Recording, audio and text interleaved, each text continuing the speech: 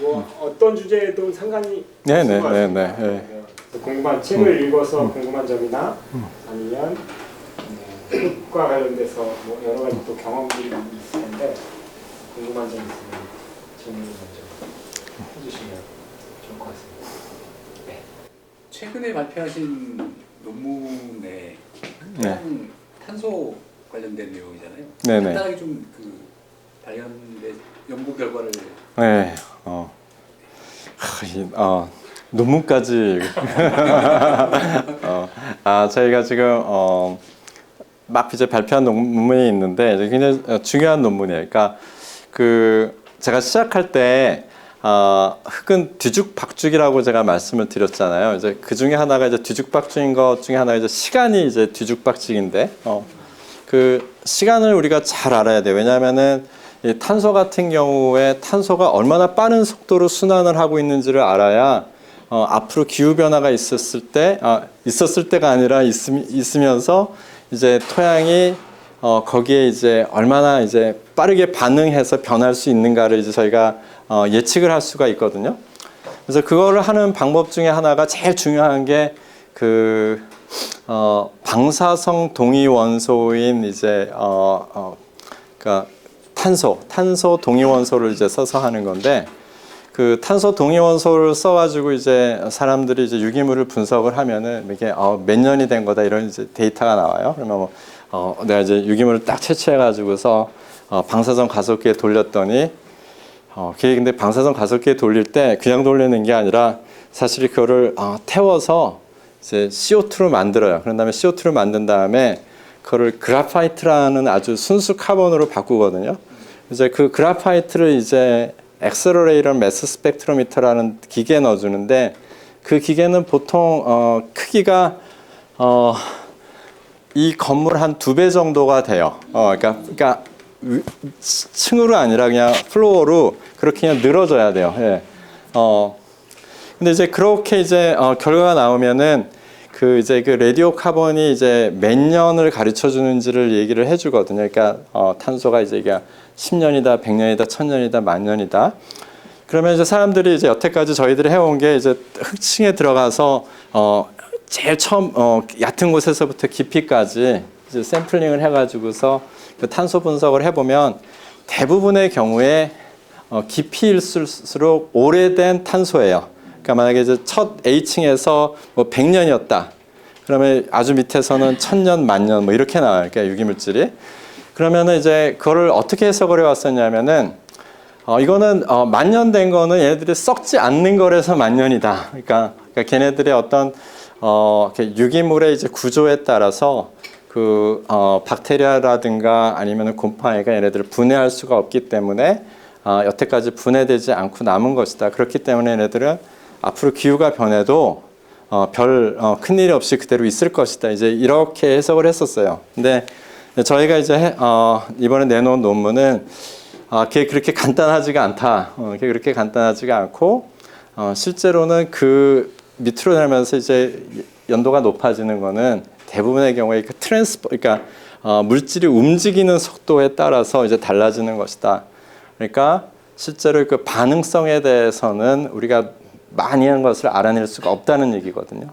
그러니까 우리가 어쩌면은 이제 기후 변화에 대한 토양의 그 센서티비티를 여태까지 너무 과소평가해 왔다. 이제 이런 논문이에요. 실제로는 더 반응성이 높을 가능성이 높다. 네. 네. 네. 좀 죄송합니다.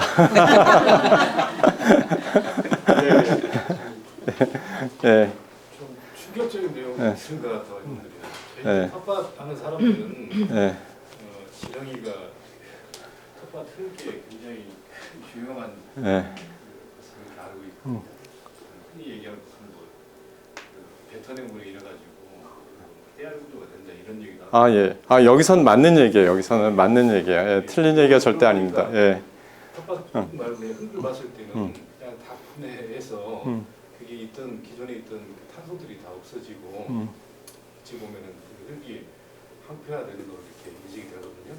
그러니까 이거는 극지 그러니까 여태까지 지렁이가 없었던 곳에 지렁이가 들어가면서 생기는 변화입니다. 절대로 그 지금 현재 일하시는 곳으로 대입해서 생각하시면은 아니 되옵니다. 예. 예. 차이가 예. 뭘까요? 그러면? 일단 지금 현재 그하고 예. 극지에 대해 지금 알래스카의 어. 그하고 이 차이가 뭐 따로 있나요?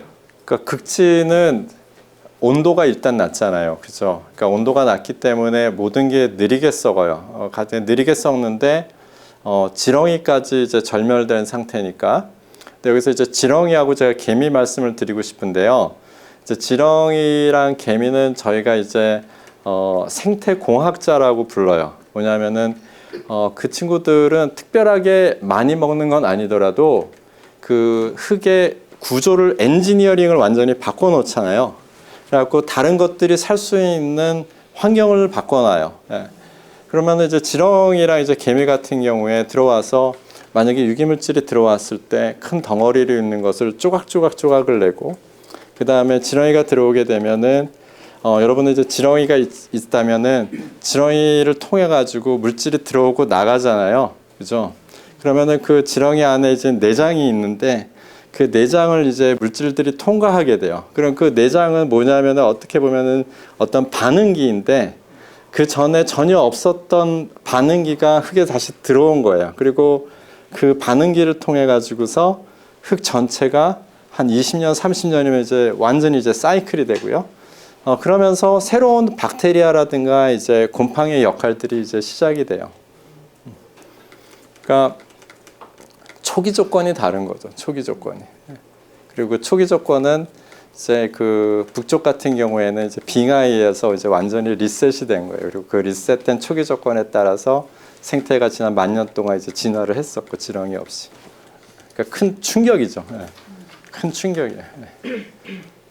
그것도 이제 초기 지금 한 2, 30년 동안 일어난 일 초기라고 어떻게 보면 볼 수 있을 텐데 어쨌든 그쪽에 온도가 올라갈 것이고 그러면은 그 조건이 아래쪽 뭐 지금 우리나라 같이 온대 기후하고 좀 비슷하게 된다 그러면 여기하고 좀 비슷한 현상이 또 그럴 수도 있죠. 예, 그럴 수도.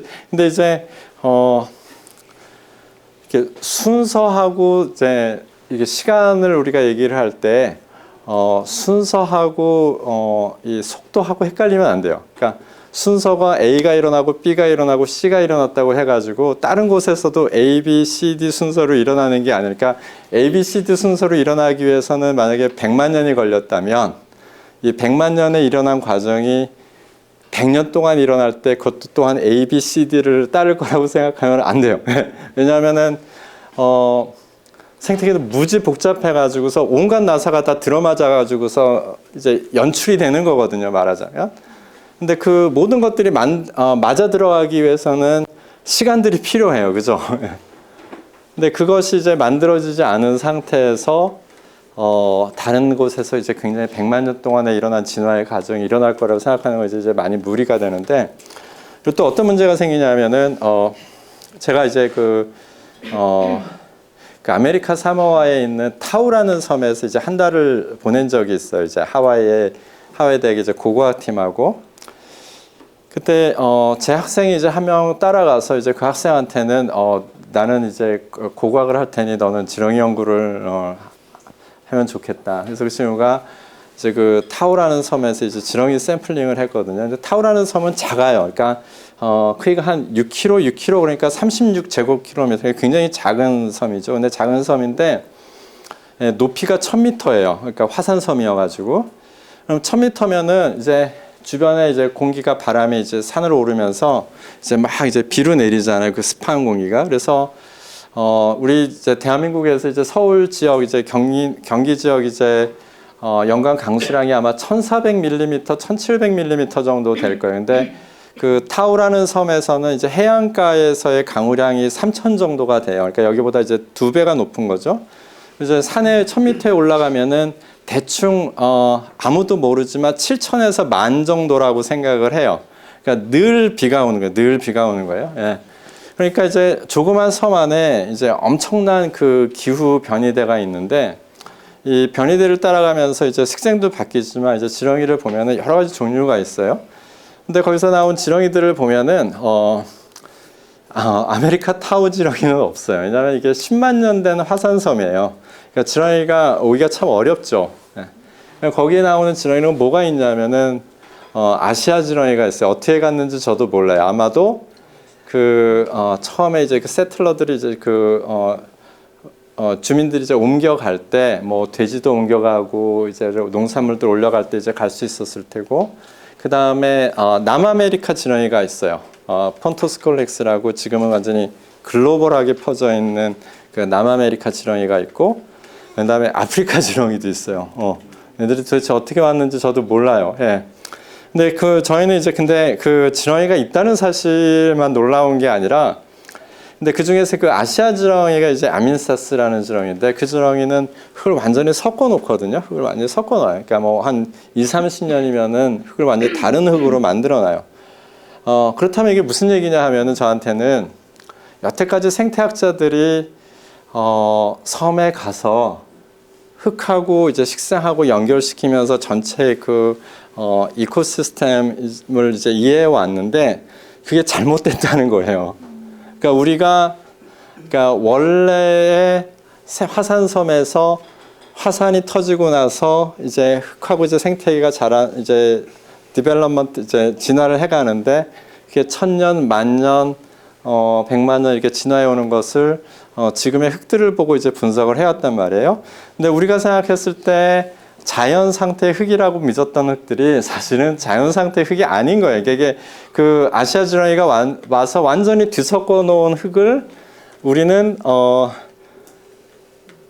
섬이 10만 년이 되면 이런 흙이 만들어지는구나 하고서 여태까지 생각을 해왔던 거예요. 그러니까 이게 이제 함의가 굉장히 커요. 이제 그런 식으로. 그러니까 말씀드리고 싶은 것은, 그 지렁이가 이제 들어가는데 이게 굉장히 중요한 이제 이코시스템 엔지니어란 말이에요. 예.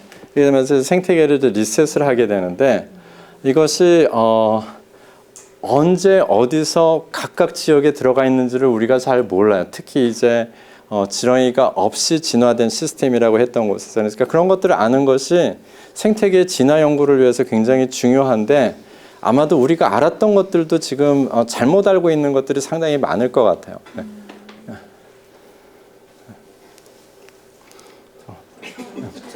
네. 네.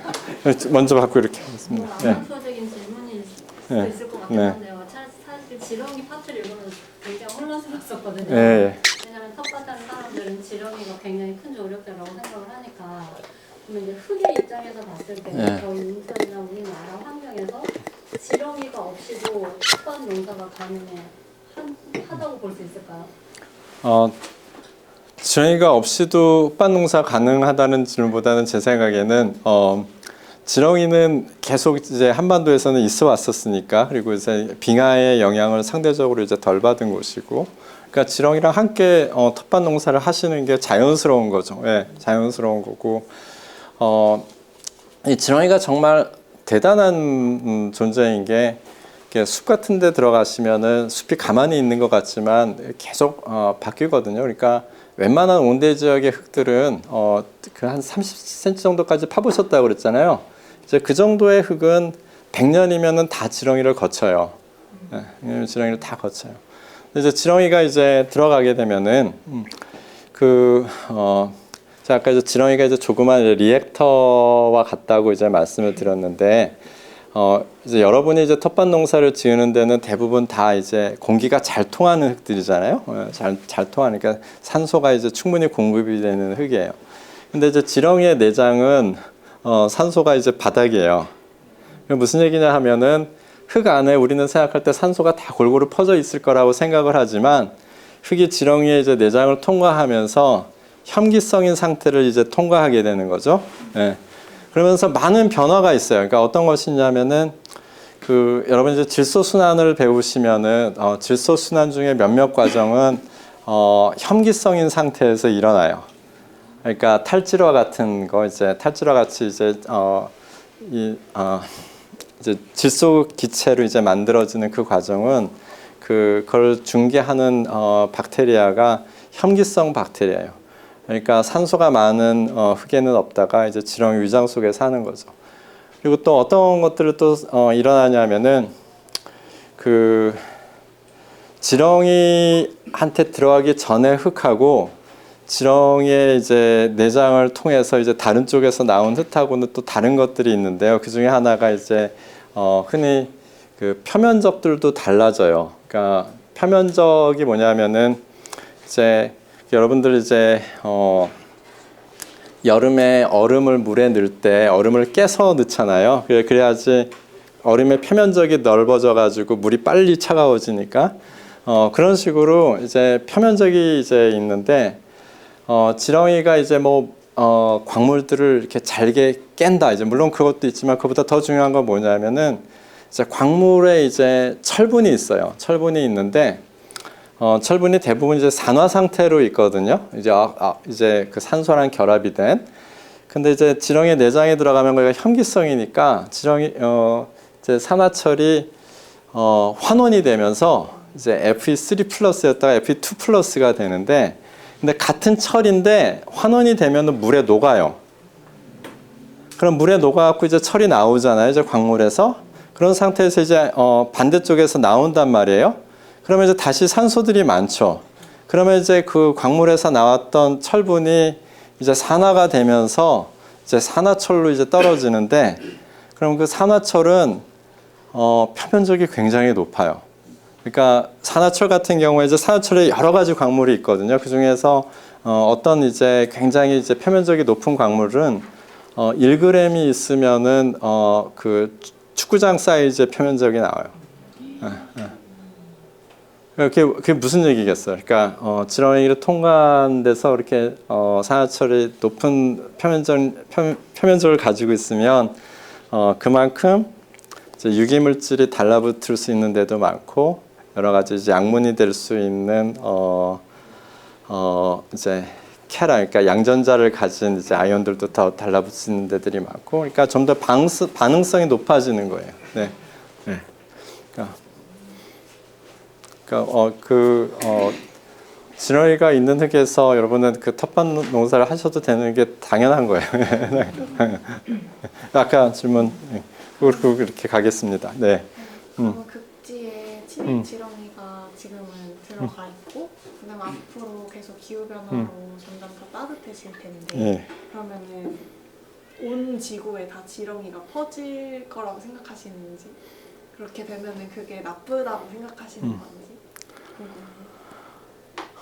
지금 상태로 가면은 다 퍼질 것 같아요. 그러니까 제가 그 미네소타 얘기 드렸는데 미네소타에서 침입 지렁이가 숲에 미치는 영향의 첫 논문이 나온 게 1990년대거든요. 그러니까 90년대면 지금부터 이제 한 30년 됐잖아요. 예.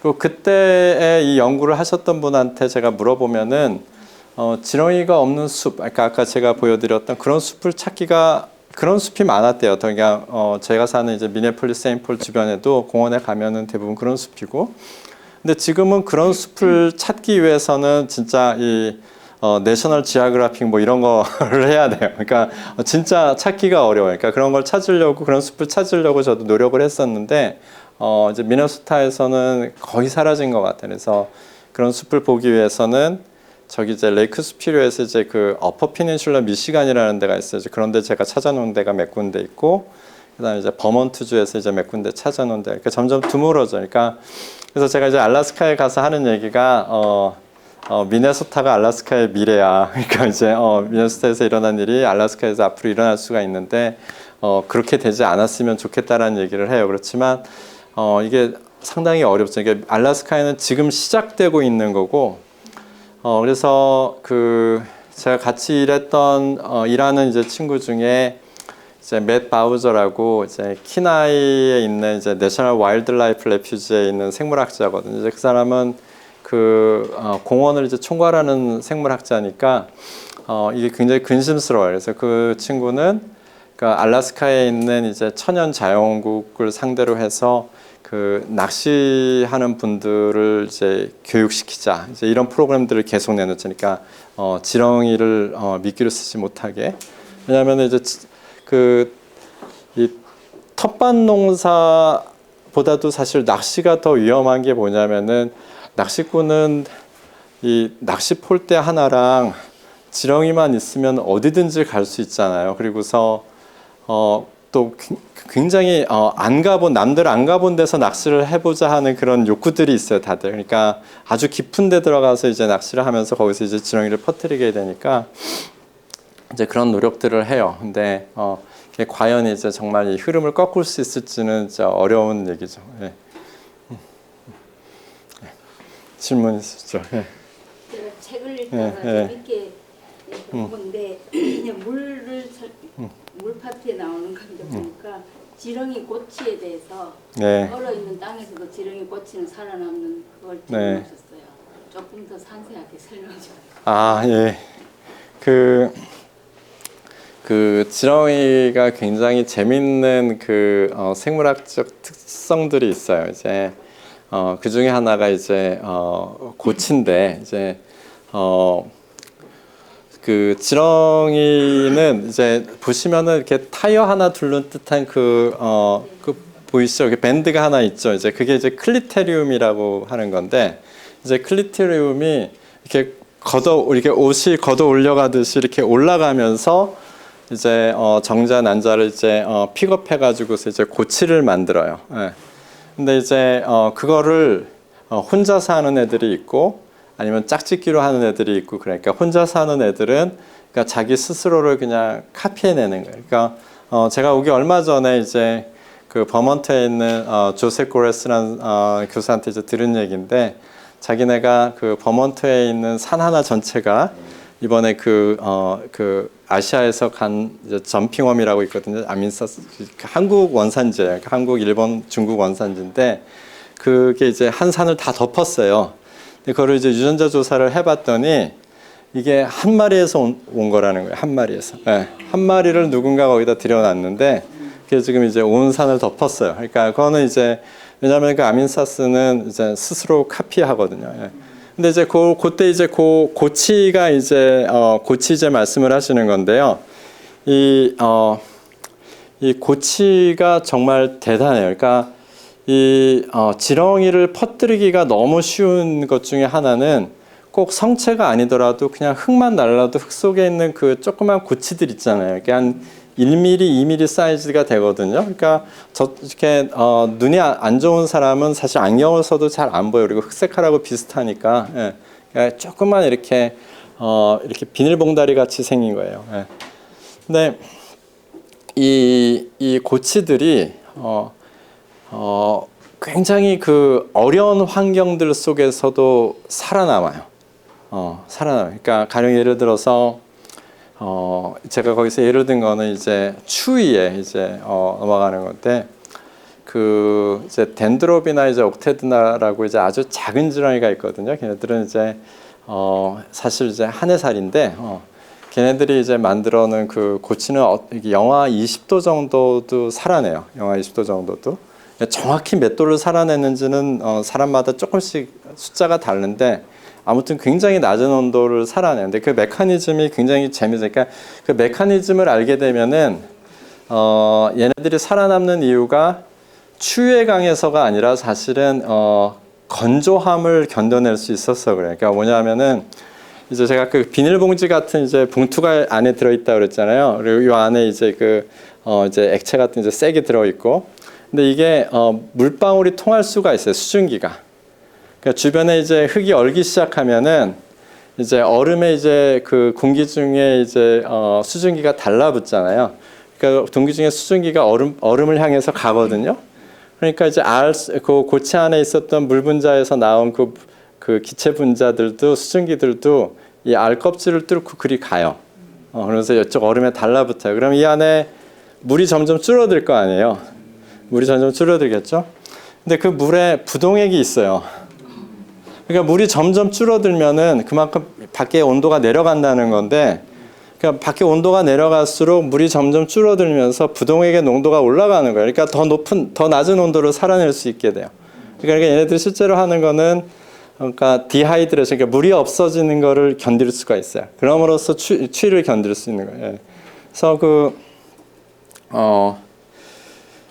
근데 사실 어떨 때 보면은 얘네들이 꼭 그래야만 하는 생각도 드는 게요. 여러분들 그 옛날에 그 김장독들 흙에 묻잖아요, 겨울에. 그러니까 밖은 영하 20도 뭐 10도 이렇게 돼도 흙은 따뜻하죠. 이게 열이 이제 흙에 있는 열이 대기로 이제 전달이 돼야 되는데 그렇게 빨리 전달되는 게 아니거든요. 예. 그래서 특히 눈이 있으면은 흙은 그렇게 춥지 않을 수도 있어요. 예. 특히 알래스카 같은 데서 제가 보면 겨울에 영하 20도, 30도 그래도 눈이 한 이 정도 깊이로 있으면은 흙은 0도를 내려가는 적이 없는 곳도 많아요. 예. 그러니까 어떨 때 보면 그런 데는 사실 그렇게 과도하게 할 필요가 없는데 얘네들이 그렇게까지 진화를 한 거죠. 예. 예. 말씀 중에 힘이 힘이 남는 어느 날 삽을 들고 한 1m 50cm 가장 파와라 하실 때 저는 순간 책에서 교수님이 그 박사학위 논문을 처음 쓰던 그때 이제 그 홈을 이렇게 파서 내가 거기에 들어갔었을 때 이제 죽음 체험을 무덤 체험을 했었던 그 뭔가 침울했던 기억이 진도에서 책에 제일 처음으로 쓰셨던 챕터가 진도 이야기라고 하셨잖아요. 진도에서는 그 생각의 전환이 오셨다고 했잖아요. 저는 근데 그게 학자로서 굉장히 관점을 달리하게 볼 수 있는, 왜냐하면 흙의 몸, 흙의 숨 이런 표현은 정말 그냥 쓸 수 없는 거거든요. 흙의 몸이라고 하면 그럼 흙의 눈은 뭐지? 저는 이런 의문이 들거든요. 그래서 저희 텃밭하는 사람들은 흙하고 관계를 맺을 때 사실 흙이랑 직접 관계를 맺는 게 아니라 흙에서 나오는 작물들, 먹을거리 그거를 가지고 이제 나눔하고 뭐 이러한, 그리고 그 공간이 가진 어떤 생명성 뭐 이런 거를 가지고 흙이랑 관계를 맺지 흙을 직접 관계 맺지는 않거든요. 그래서 학자로서 진도 이야기도 조금 더 궁금하고요. 사실 오늘 오기 전에 책에 담기지 못했던 비하인드 이야기가 엄청 많을 건데 그런 이야기도 좀 듣고 싶다. 특히 진도에서의 뭐 이런 생각이 예. 그래서 이번에도 진도에 갔다 왔거든요. 예, 그러니까 그 질문 고맙습니다. 예, 그 책을 안 읽으신 분도 있을 텐데 이제 말씀하시는 부분은 제가 대학원 때 그런 실험을 한번 했었어요. 그러니까 흙에 묻힌다는 게 어떤 것일까? 그래서 어느 날 이제 좀 여유로운 날 이제 흙구덩이를 크게 파서 거기 누워봤는데 이게 생각만큼 그렇게 낭만적인 경험이 아니었어요. 그러니까 무지 춥고 축축하고 그리고 막 이렇게 나무 뿌리들 이제 들이 나와서 막 쿡쿡 찔러대고 그러니까 저는 이렇게 굉장히 낭만적인 생각을 하고 들어갔는데 굉장히 그 어두운 기억을 갖고 나왔어요. 예. 그러고 나서 그때가 이제 겨울이었거든요. 캘리포니아는 겨울에 이제 비가 오는데 이제 특히 해안가는요. 그래서 비가 이제 며칠을 계속 왔고 그러고 나서 이제 궁금해서 다시 가봤더니 제가 파놨던 구덩이가 이제 물이 가득 찼는데 막 이렇게 매캐한 이제 메탄 냄새도 이제 나고 근데 거기서 막 보는 순간 이렇게 제 얼굴이 그 안에 있는 게 이제 보이는 거예요. 예.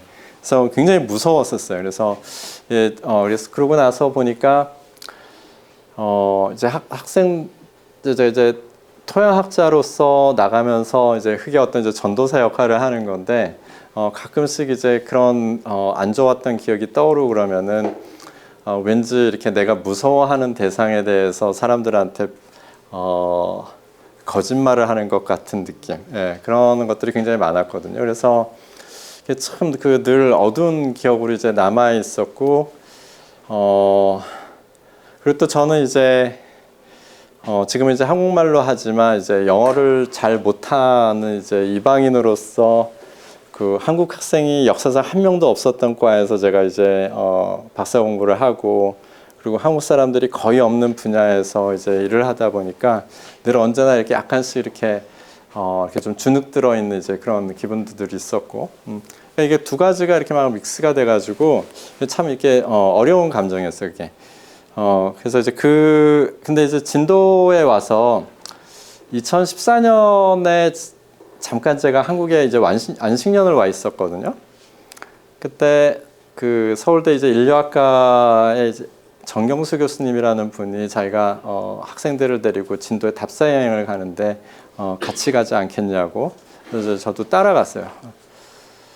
그래서 보니 진도에서 사람들이 이제 그 상장 의례 같은 것들을 거기서 굉장히 중요시 하더라고요. 그래서 사람들이 이제 살고 죽는 문제들. 그래서 저도 그때 이제 굉장히 가까이 다가온 게 이제 외덕산 이야기인데, 외덕산이라고 해서 진도에는 그 명량 대첩 때 죽은 왜군들의 시신을 묻어준 곳이 있어요. 예, 그러니까 거기 진도 주민들이 그 시신들을 수습해가지고 이제 묻어준 곳이 있어서 그 얘기를 들으면서 저는 그때까지 이제 생지화학자, 그러니까 물질 순환을 연구하는 사람으로서 그러니까 사람이 죽어서 땅에 묻힌다는 거는 그냥 자연의 한 과정이 되는 거라고 생각을 했었거든요.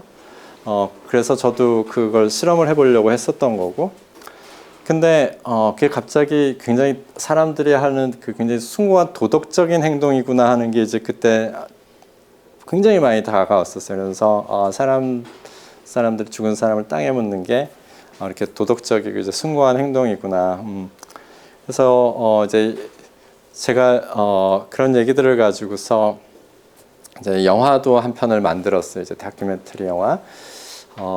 그 영화 속에서 그 장면을 제가 이제 다시 되풀이하는 게 나와요. 그래서 이제 그 진도에 이제 김병철 이장님이라는 분의 밭에서 이제 흙을 파고 이제 다시 덮는 과정이 나오는데, 근데 그 진도에서 이제 사람들의 삶과 죽음 이런 것들을 보면서 제가 흙에 대해서 배워가는 것들을 인류학자들이나 아니면 민속학자들이 똑같이 되풀이하고 있다라는 느낌을 받았어요. 그러니까 저는 이제 죽은 유기물이 흙에 들어가 가지고 어떻게 어떤 프로세스를 거쳐 가지고 이산화탄소가 되고 흙의 유기물질이 되어서 이제 남는 거를 공부했다면, 그 인문학 하시는 분들은 사람들이 어떻게 이 세상에 태어나 가지고서 어떤 이제 통과 의례를 거쳐서 사회 이제 구성원이 되고 아니면 이웃 가족의 구성원이 되고 가족을 일구고 이웃의 구성원이 되었다가 또 거기서 이제 페어웨이를 하고서 이제 저 세상으로 가는가에 대해서 이제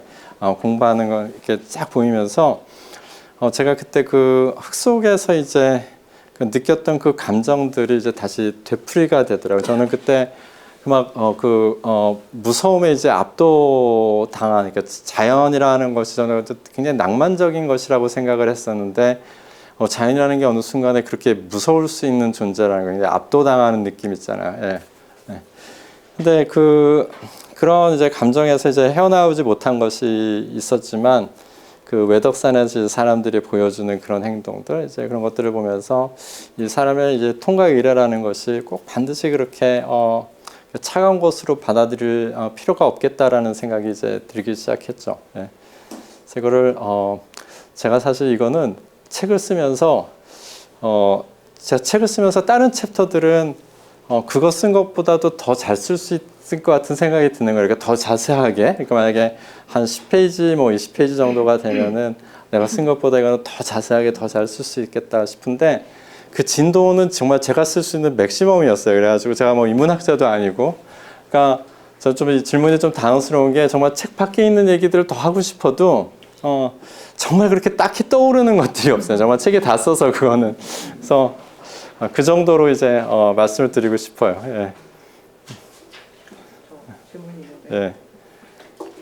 저는 이제 처음에 사실은 똥 얘기를 먼저 하시잖아요. 예. 똥 얘기를 하시지 않을까 하고 약간 기대를 했는데, 지렁이 얘기도 굉장히 재밌었지만 똥 얘기 할 때 저는 이제 인간의 그 변이나 이런 걸로 갖고서 비료를 쓸 수 있다는 그런 얘기를 옛날에는 우리가 해왔다라는 말씀을 해주셔서 되게 감명 깊게 있는데요. 다른 질문이 좀 생각이 나더라고요. 네. 방금 말씀하신 거랑 좀 장래 의식의 하나로 텃밭장이라는 거를 지금 관심 있게 생각을 하고 있는데요. 장래 의식의 하나로 텃밭장이라는 게 있어요. 예. 텃밭장이 한 퇴비장. 퇴비장. 예. 인간의 그 육신을, 죽은 후의 육신을 갖고서는 퇴비로 만들 수 있는 장례의식이 있다고 들었는데 또 미국의 여러 주에서 또 그게 생각이 낮다고 또 나오더라고요. 그래서 그거에 대해서 어떻게 생각하시는지. 인간의 그 몸을 가지고도 퇴비를 만들 수 있다. 인간의 몸도 퇴비로 한다면 이게 굉장히 자연 친화적인 게 아닐까라는 생각이 좀 들거든요. 교수님의 생각이 좀 궁금합니다. 얼마 전에 그 다큐멘터리 필름을 미국에서 여러 번 보였어요. 이제 상영을 했었는데 그 중에 그걸 보신 분 중에 이제 사진 작가 분이 있었거든요.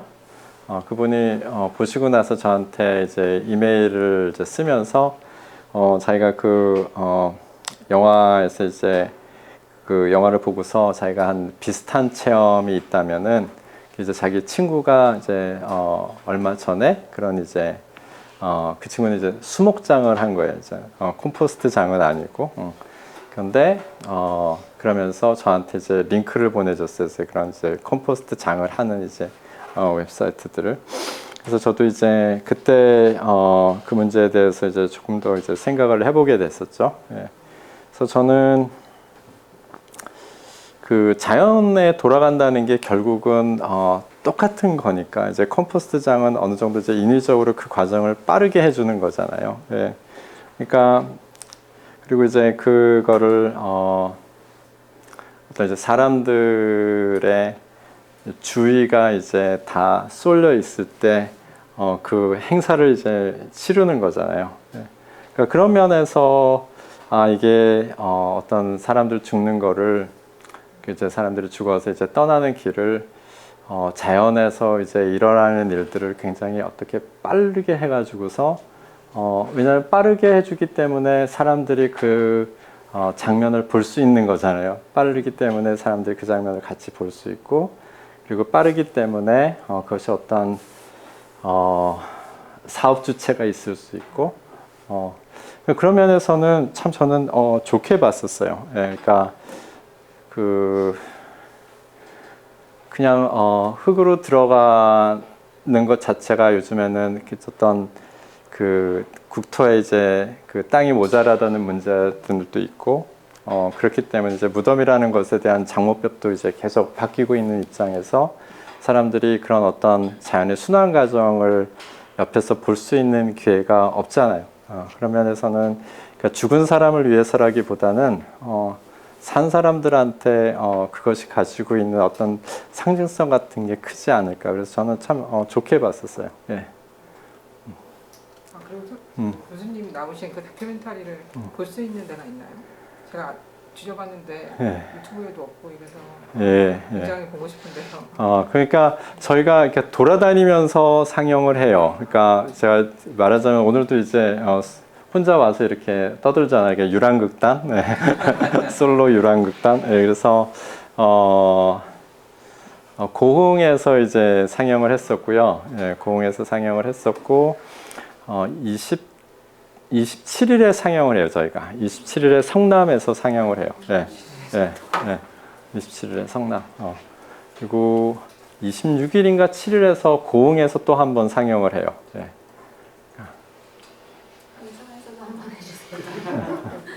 원하시면 원하시면은 언제든지. 27일 성남 어디에서 하시는지 정보를 어떻게 얻을 수 있어요? 그래요. 제가 김충희 선생님한테 보내드릴게요. 포스터를. 그러면 그 천장에 똥이 나올 때 저도 이제 거기를 관심 있게 읽었었거든요. 저희가 얼마 전에 질문 받은 것 중에 저희가 약을 먹으면 항생제가 들어있잖아요. 그 저희는 이제 소변을 받아서 그 오줌을 LP로 쓰니까 그랬을 때 내가 항생제를 먹고 내가 받은 오줌을 일주일 이상을 또 숙성을 시킨 다음에 텃밭에 넣잖아요. 그랬을 때 그 소변을 항생제가 들어있는 소변을 땅에 넣었을 때 얘가 작물에까지도 항생제가 전달이 되는가 이거에 대한 질문이 있었거든요. 전달이 될까요? 저는 그 정확한 답은 그 점에 대해서는 모르겠고요. 근데 사람뿐만이 아니라 그 가축들의 이제 분뇨, 이렇게 머뉴어를 이제 농작물인데 이제 거름으로 주잖아요. 그 점에 있어서도 그 지금 말씀하신 똑같은 질문들을 가지고 연구하는 사람들이 있어요.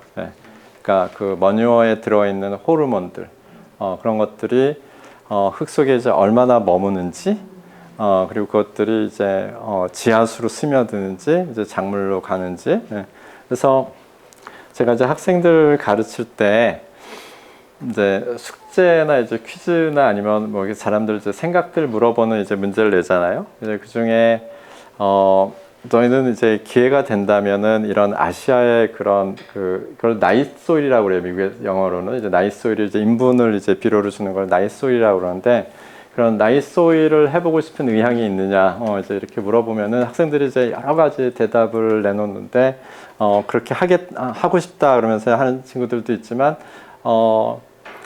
한 반 정도는 이제 여러 가지 이제 이유를 들어서 이게 그때 아시아에서는 그게 어느 정도 통했을지 모르지만 지금 상황에 이제 미국에서는 굉장히 어렵다 아니면은 그때랑 지금이랑 큰 차이가 있다. 그 중에서 이제 흔히 많이 나오는 게 이제 사람들이 먹는 약물에 관한 얘기들을 학생들이 늘 써요. 네.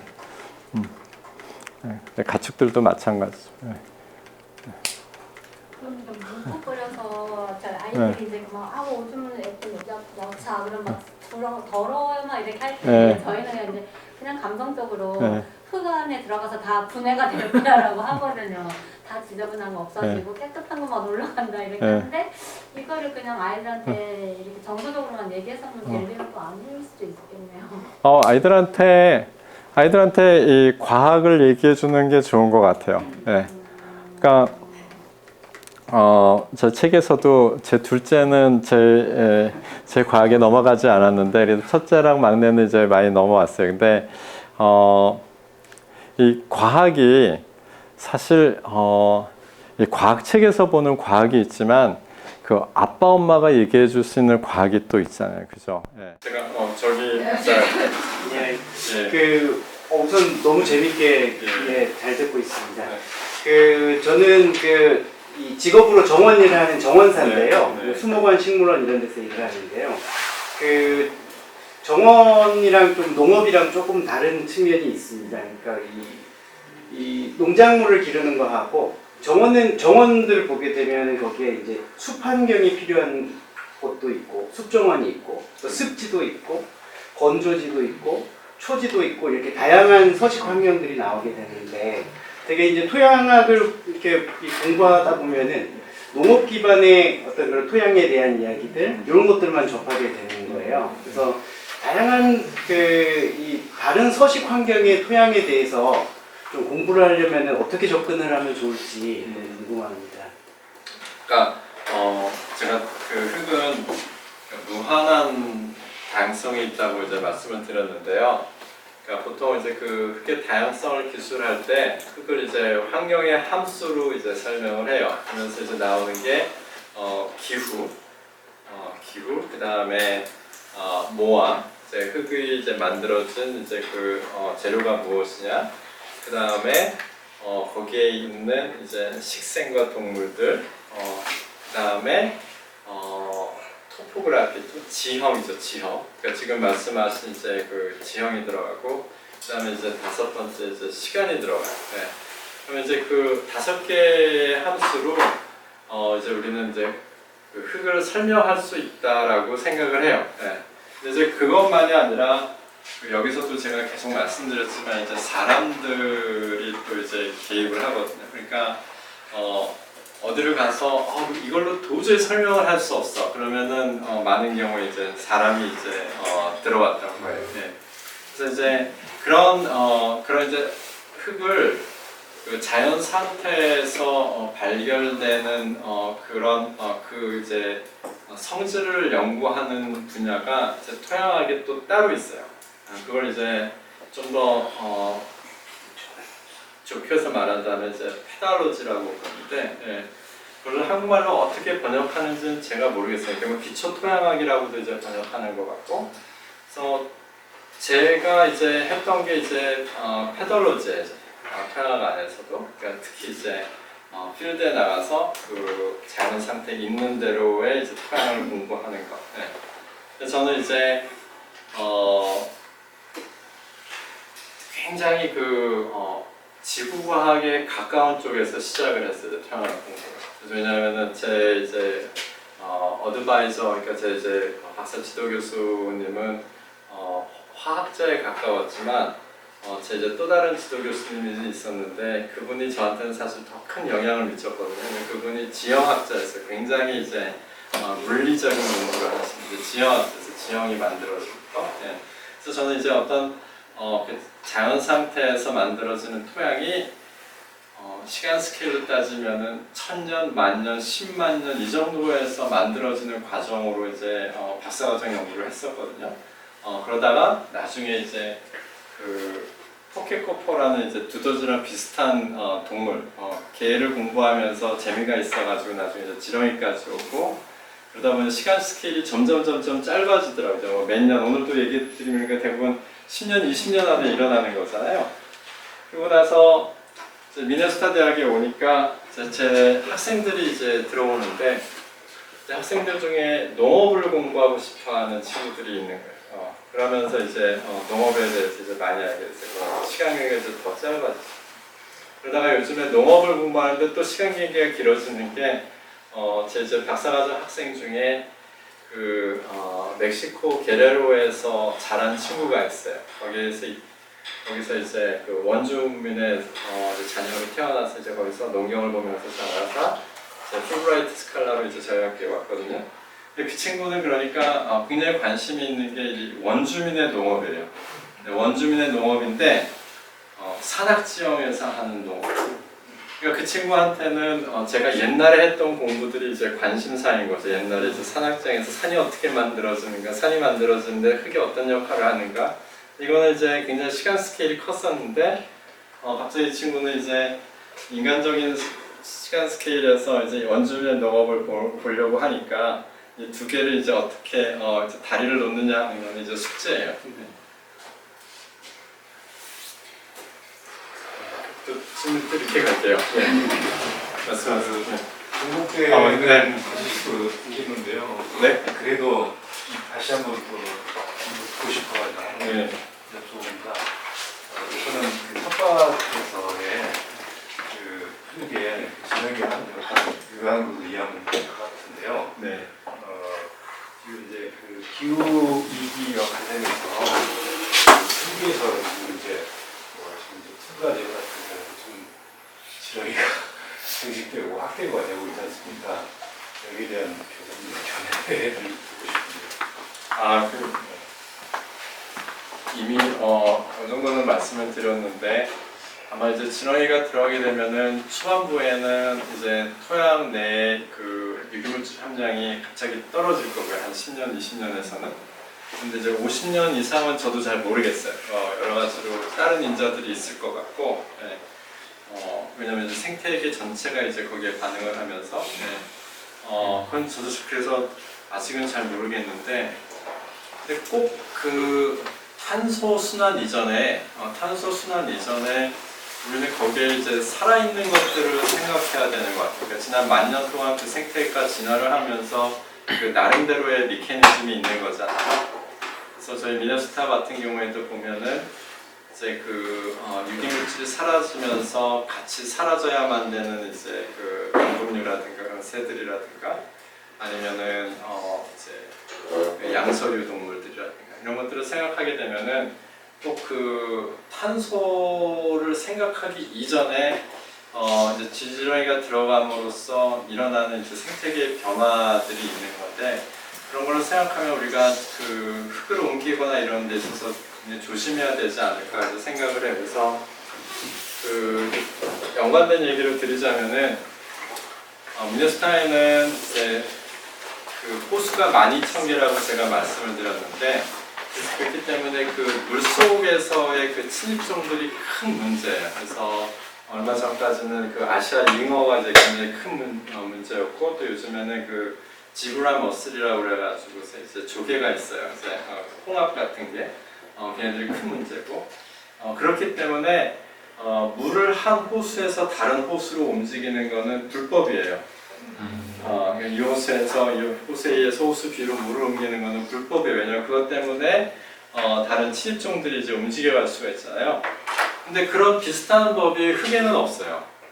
생각해 보셨어요? 흙을 움직이는 거가 불법이라는 얘기 들어보셨어요? 근데 이제 지렁이 얘기가 나오고 이제 여러 가지 이제 흙에 사는 이제 생물들의 다양성에 대해서 이제 알려지면서 그럼 우리가 흙을 옮기는 거에 대해서 여태까지 아무런 대비가 없이 해왔단 말이에요. 그거는 정말 이렇게 정당화할 만한 거. 이제 이런 얘기를 이제 물어볼 때가 됐죠.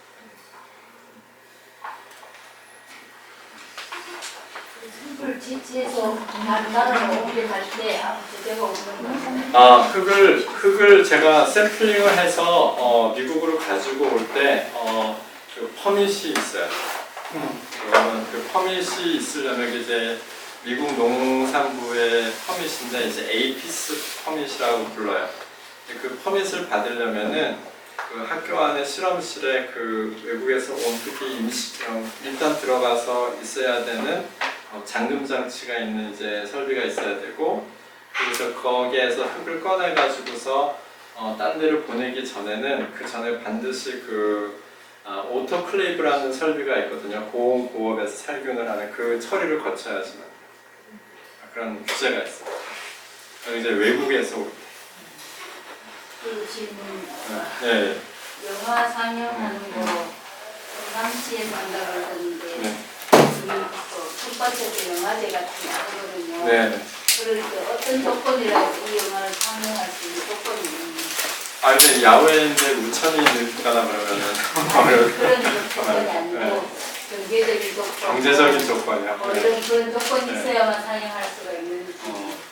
이제 저는 제가 좀 말씀드리려 그런 게 제만 있는 게 아니라 이제 감독님이 있거든요. 그런데 저희는 이렇게 상업적인 조직이 아닙니다. 영화 보기도 하고 하니까 우리 단체에 주시면 가까이에서 볼 수 있는 기회를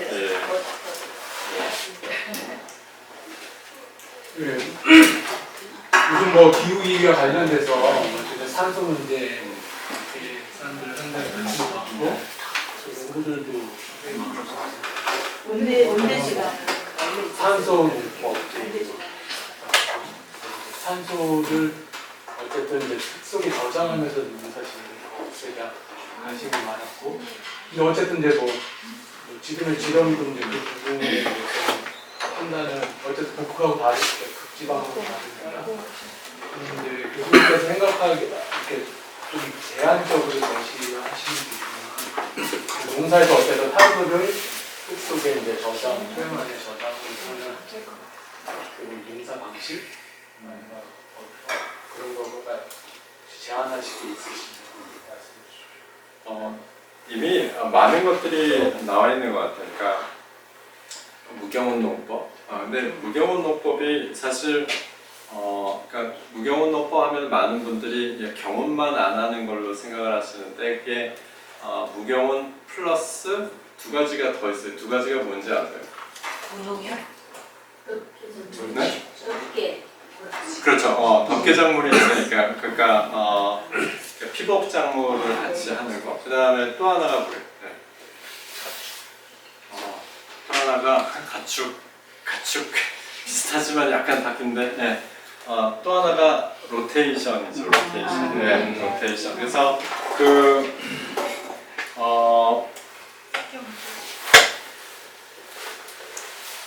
무경운 농법 하시는 분들 이제 글들을 읽어보면은 이상하게 그 무경운 하나만 이제 엄청나게 강조가 돼가지고 이제 얘기가 나오지만 사실 그거 플러스 피복작물, 그다음에 이제 로테이션 하는 거죠. 그거를 세 가지를 다 하면은 많은 경우에 그 이제 토양에 이제 유기물 이제 함량이 올라가면서 그만큼 이제 화학 비료가 덜 필요해지고 그만큼 이제 또 로테이션을 하면서 동시에 이제 흙이 이제 영양분을 이제 공급하는 그게 좋아지니까 그만큼 더 이제 농약도 이제 덜 쓰게 된다는 얘기를 하잖아요. 예. 그렇지만 이제 완벽한 이제 오가닉이 되는 건 아니지만 가까이 가요. 가까이 가요. 그러니까 아직까지 우리는 완전한 오가닉으로 가는 그런 이제 그 보존 농법은 아니지만 많이 가까이 갔어요. 그 세 개를 다 해가지고. 그래서 이제 유기농법 하는 분들도 그러니까 그 처음에는 그 노틸, 그러니까 그 무경운 농법하고 이제 유기농하는 게 마치 이렇게 대척을 진 것처럼 보였어요. 왜냐하면은 유기농을 하는 사람들은 작물한테 이제 비료나 이제 농약을 안 뿌려야 되니까 경운을 엄청 하고 제초를 없애기 위해서. 이제 무경운 하는 사람들은 무경운을 하는 대신에 이제 제초를 해야 되니까 이제 농약을 뿌리고. 그러니까 마치 이제 어떻게 보면 둘이 이제 대치되는 것처럼 보이는데 그 두 가지가 지금은 굉장히 가까이 서로 온 거죠. 가까이 서로 온 거예요. 그러니까 무경운 플러스 로테이션하고 이제 피복작용을 하면서. 그러니까 그게는 제 생각에 가장 근본적인 법칙인 것 같아요. 지금 그것은. 이제 그러면서 이제 흙에 이제 탄소가 올라가는데 그거를 내 땅에 좋다는 거. 이제 그런 면에서는 의문의 여지가 없어요. 의문의 여지가 없는데 그게 정말 그 기후 변화를 바꿀 수 있는 굉장히 중요한 메커니즘이냐에 대해서는 저는 의문이 아주 많아요. 왜냐하면은 흙에 이제 일단 유기물을 높이는 것은 노틸 그다음에 로테이션 피복작용을 해가지고 어느 정도 갈 수가 있는데 그걸 지구적인 규모에서 실행한다는 것은 제가 볼 때는 굉장히 어려운 일일 것 같아요. 근데 그 유기물 늘려서 지렁이 넣으면 다 없어지는 거 아니에요? 지렁이가 늘어나요. 그렇지가 않죠. 왜냐하면은 이제 제가 이제 메어스타 같은 경우에 유기농 하는 데를 가보면은 지렁이들이 많아요. 그러니까 지렁이가 들어가서 이제 유기물이 없어지는 곳은 어떤 곳이냐면은 지렁이가 없었기 때문에 유기물이 어마어마하게 이제 쌓여 있던 곳이에요. 네. 근데 이제 농지 같은 경우에는 이미 이제 유기물층은 없어졌잖아요. 그 다음에 그러면은 선생님 같은 경우에 어떻게 유기물을 넣으세요? 이제 커버 크랍이라든가 아니면은 이제 식물이 자랐으면 그 잔해들을 이제 흙에 넣어주는 거잖아요. 근데 이제 지렁이가 있으면은 얘네들을 흙 깊이 데리고 들어가요. 네, 그러면서 그 유기물질하고 이제 그 광물질 사이에 이제 본드를 만들어 주거든요. 그렇게 됨으로써 이제 그 유기물질이 이제 흙 속에 갇히게 되는 거예요. 네. 그러니까 지렁이가 이제 그 농사 토양에서 있는 거는 굉장히 좋은 거라고 생각을 하시면 될 것 같아요.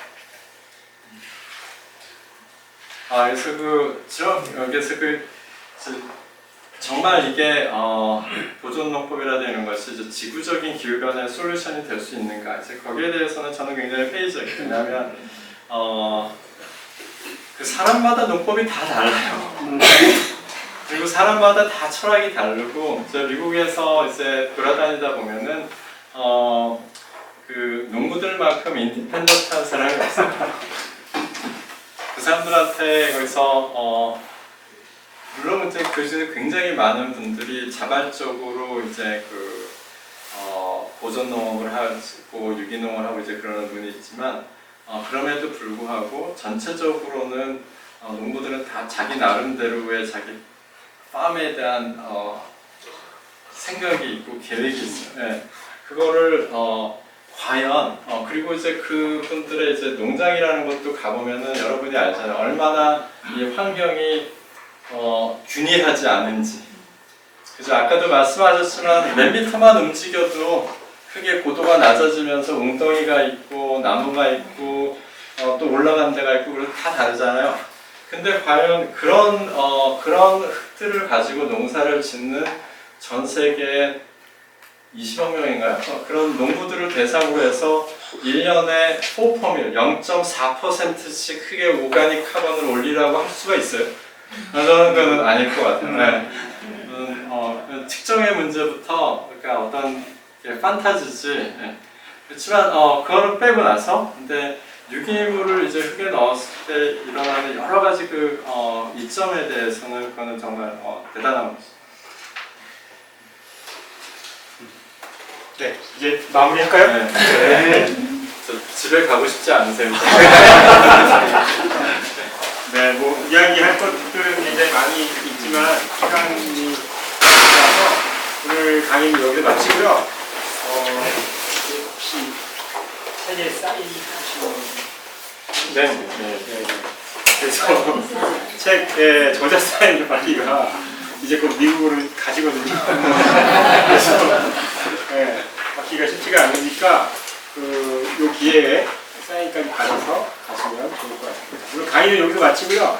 그럼 여기 바깥에서 사인까지 받으시고 돌아가시면 될 것 같습니다. 저희는 내년에 또 도시농부 특강 좋은 특강으로 찾아오도록 하겠습니다. 그때도 찾아주시기 바라겠습니다.